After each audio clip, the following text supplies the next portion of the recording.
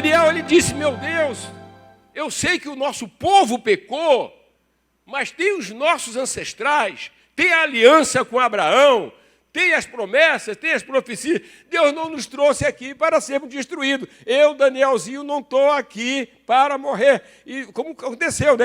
Outros desafios que Daniel enfrentou, a própria cova dos leões. Que segurança aquele homem tem. Eu tenho trabalhado com os pastores para que nosso povo passe a ter mais segurança doutrinária, mais segurança nos fundamentos. Então as circunstâncias não podem te dominar. Elas não podem ser a última palavra. Foi isso, Daniel disse, me levem ao rei. Me levem ao rei, porque sobre mim está o rei dos reis. Então olhe para quem está ao teu lado e diga, meu amado, você tem que ter mais tranquilidade.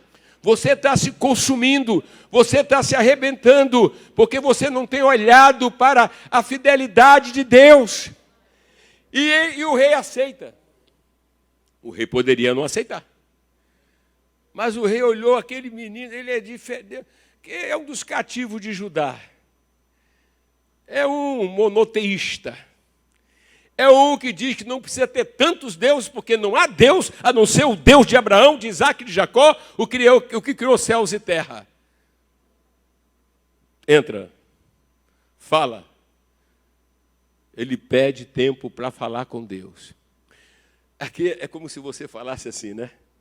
O rei, eu te respeito, né? Mas tem alguém acima de ti, e eu quero um tempo que eu vou conversar com ele, e ele vai me contar. Gente, isso em mim é tão forte. Vocês sabem que nós estamos dando aula sobre Atos, sobre dons espirituais, sim ou não?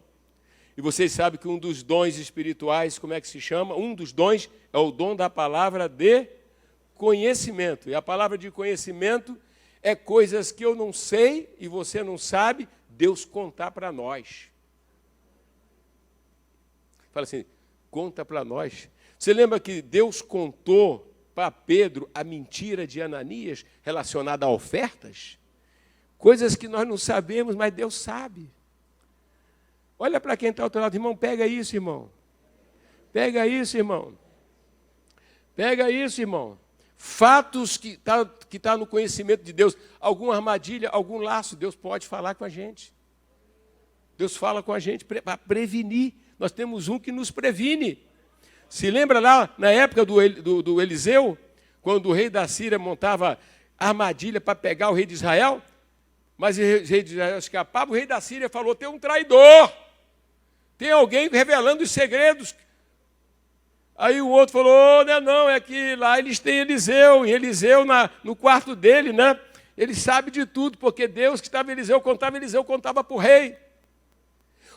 Daniel chega e diz, me dá só um tempo. Ele não falou, rei, não faz isso, é uma injustiça, rei, não sei o quê, reclamar do rei. Ele não resolvia. Reclamar não resolvia. É uma injustiça, não resolvia. É uma precipitação, não resolvia. Deixa um tempo que eu vou, né, conversar com quem conhece tudo. Levanta a tua mão e fala, Deus, no meu dia a dia, me dá essa lembrança dessa mensagem. E a Bíblia diz que ele vai, e ele não vai chamar murmurador. Ele não vai chamar carnal. Ele vai chamar crente como ele. Na igreja, você pode se perder nesta igreja ou em qualquer igreja, porque não tem só santo. Tem também gente disfarçada. Jesus falou que tem o joio e tem o trigo. Jesus falou que nem todo mundo que fala Senhor, Senhor entrará no reino, mas aquele que faz a vontade de meu Pai. Então, na igreja, esteja junto com quem está no altar, com quem está próximo ao altar, com quem ama a palavra, com quem crê na palavra, com quem está satisfeito com a palavra, e você vai se preservar. E nas horas mais difíceis você vai ser chamado. Daniel vai chamar Ananias, Misael e Azarias, que eram do mesmo time. E Jesus disse que onde estiverem 2 ou 3 reunidos no seu nome, que Ele está. Amém? E eles vão orar. E eles vão clamar. E o Deus do céu vai revelar. Vocês viram o pastor explicando sobre a estátua? Hein? O significado profético.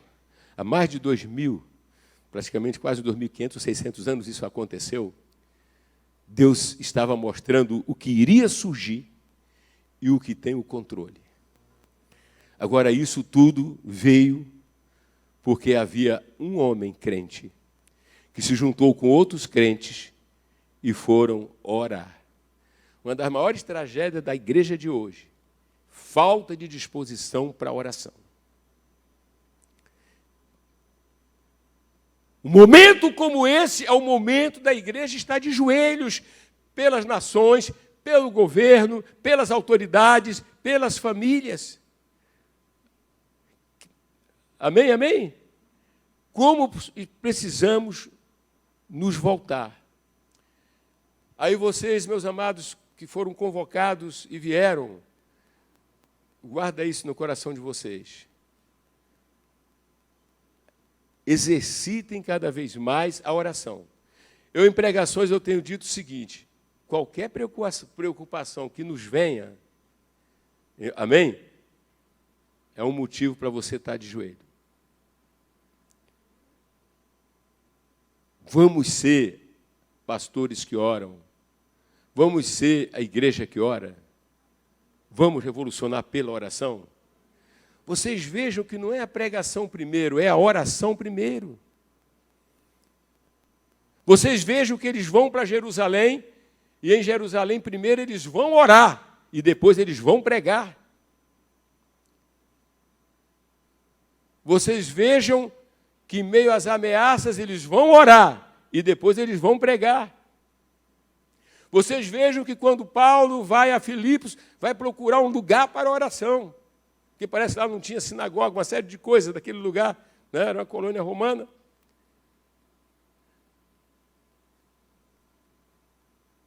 Paulo fala sobre isso em Filipenses 4, ele fala da prisão. Ele diz: não andeis ansiosos por coisa alguma. Antes faça conhecido essa necessidade diante de Deus pela oração, pela súplica, e imediatamente a paz de Deus guardará o seu coração e a sua mente. Quer dizer, a grande resposta de oração, ela muitas das vezes não é que o problema vai ser resolvido imediatamente, mas você já vai receber a certeza, como diz lá em Marcos, capítulo 11, versículo 24. Orando, crê que recebeu e tê-lo-eis. Daniel, ele vai a Deus por uma base de entender a questão do propósito. Não deixe o diabo enganar você. Aponte o dedinho assim e fala: não deixe o diabo te enganar. Um diagnóstico médico e você aceitar aquilo como fim. Eu me recordo quando nós entramos, que eu acompanhei a pastora Cristina, minha esposa, quando ela, a médica mandou chamar correndo, porque é um resultado de uma biópsia, e a médica abriu e falou: não tenho boas notícias.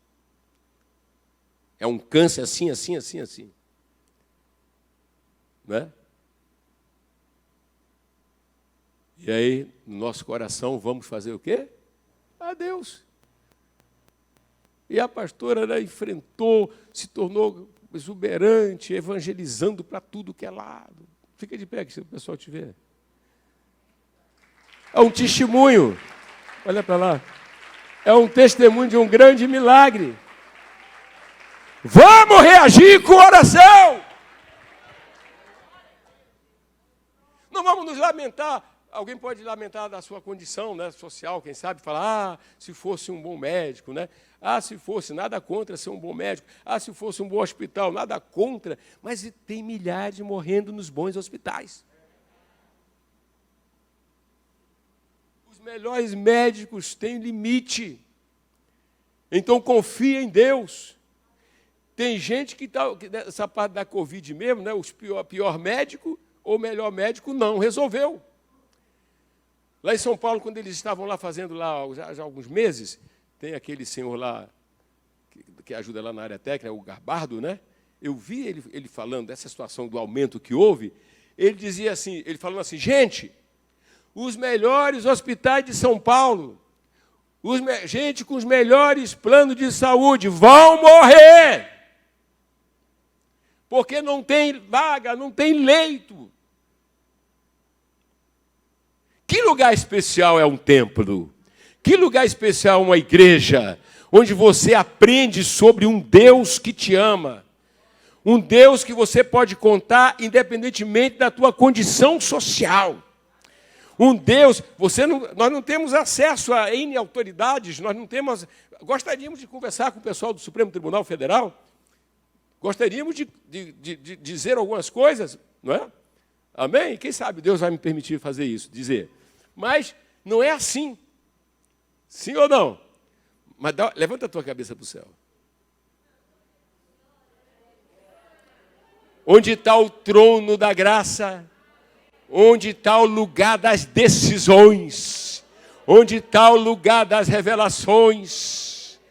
Você, só por causa do sangue de Jesus, você pode dizer, Pai nosso que estás nos céus, santificado seja o teu nome, venha a nós o teu reino, seja feita a tua vontade, assim na terra como no céu, o pão nosso de cada dia dá-nos hoje. Perdoa as nossas dívidas, como nós perdoamos aos nossos devedores. Não nos deixes cair em tentação, livra-nos do maligno, pois teu é o reino, o poder e a glória. Quer dizer, às vezes a pessoa não medita na grandiosidade disso, pois teu é o reino, o poder e a glória para sempre. Glória! Glória a Deus! Irmãos, esse é o Deus dessa igreja. Esse é o Deus desse ministério. O Deus que pegou essa igreja que não tinha um campo missionário e hoje estamos pregando para tantos lugares. A gente tem que contar aqui. A palavra está indo para fora, porque é isso que ele faz, é isso que ele fez. E vamos mais longe ainda. Mas eu vou falar para você, Deus está falando que a gente precisa reaprender a arte da oração. É mais orar do que falar. Ora muito e fala o necessário. Escreve isso aí. Ore muito mais. Nós podemos decidir coisas sem ir à China. E eu não estou falando da China no sentido que às vezes se coloca algumas coisas sobre a China, né? Que nós amamos os chineses, nós amamos as almas da China, nós amamos os árabes. Vocês entenderam ou não? Nós amamos. Eu digo a distância. Mas daqui algo pode acontecer lá, alguém ser salvo lá. Alguém pode ser salvo em Cuba. Alguém pode ser salvo na Coreia do Norte. Alguém pode ser salvo no Amazonas, em qualquer outra parte. Mas a gente precisa entender que privilégio que a gente tem, sabe, da arte da oração. A arte da oração. Olhe para quem está ao teu lado, ore. Às vezes a pessoa quer ter mais tempo reclamando, se lamentando, encontrando um ouvido para ouvi-la. Não tem ouvido melhor do que o ouvido de Deus. Alguém tem que glorificar isso aí. Não tem ouvido melhor. De repente, é orar pelo teu esposo, é orar pela tua esposa. Tem alguma coisa que você acha que tem que melhorar no esposo? Ore. Às vezes vai dar mais resultado falando com Deus sobre ele do que falando com ele mesmo. Eu jamais me esquecerei de uma situação que eu ouvi. Um filho drogado. A mãe falava, não resolvia nada, ela resolveu orar. E um belo dia, ela seguindo o hábito da oração, o hábito de levar a Deus. Gente, eu confesso a vocês que eu tenho esse hábito. Eu sou um dependente completo desse Deus. Essa mulher estava orando, esse filho chegou e ouviu as orações da mãe. Viu a mãe chorando, se derramando diante de Deus. Deus agiu no coração dele. E ele largou as drogas.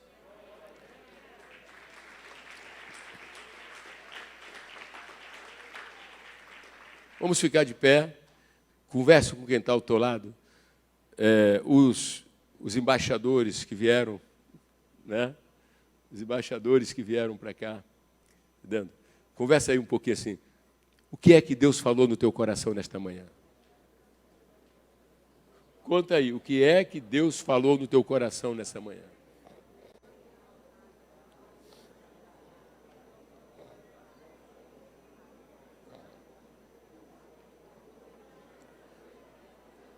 Assembleia de Deus, vai falando, Assembleia de Deus de Gramacho, a partir de Gramacho no Brasil e outras partes. Vamos ser a igreja que decide as pelejas em Deus e com Deus e pela oração. Vocês sabem que isso aqui era um antigo cinema.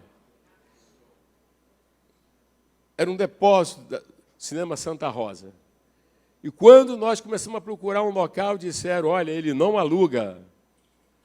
O seu Martins não aluga, é para o seu Martins. Recebi toda forma de desencorajamento para desistir. Sabe o que foi que nós fizemos? Fomos a Deus. E a gente orava aqui à meia-noite de sexta-feira, né? Orava aqui não, era no antigo tempo. Orava à meia-noite de sexta-feira. Dizia, Senhor, fala com ele. E eu não me esqueço, a Selma Santana está por aí, não? Não, eu acho que é outra Selma, acho que você ainda não estava, não. Mas essa Selma aí é uma benção também. É a Selma Zacarias. A gente clamava aqui e dizia, Senhor, nos entrega, ele vai ter que ceder. Não dá para contar toda a história, demora um milagre, né? E, finalmente, ele cedeu porque nós oramos, pastora Adriana. Diga assim, se é algo que Deus está te prometendo, não desista. Ouça Deus, vai a Deus. Se é para a glória de Deus, não desista. Não desista daquele sonho profissional. Não desista daquele sonho empresarial. Em frente. Diga que é para a glória de Deus. Seja perseverante. Foi isso que Daniel fez. E depois ele louvou a Deus. Nós fizemos a leitura, vocês devem ler novamente, que ele vai com o sonho e a interpretação.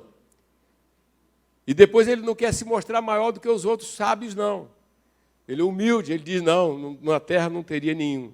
Isso foi Deus, porque há um Deus em cima no céu.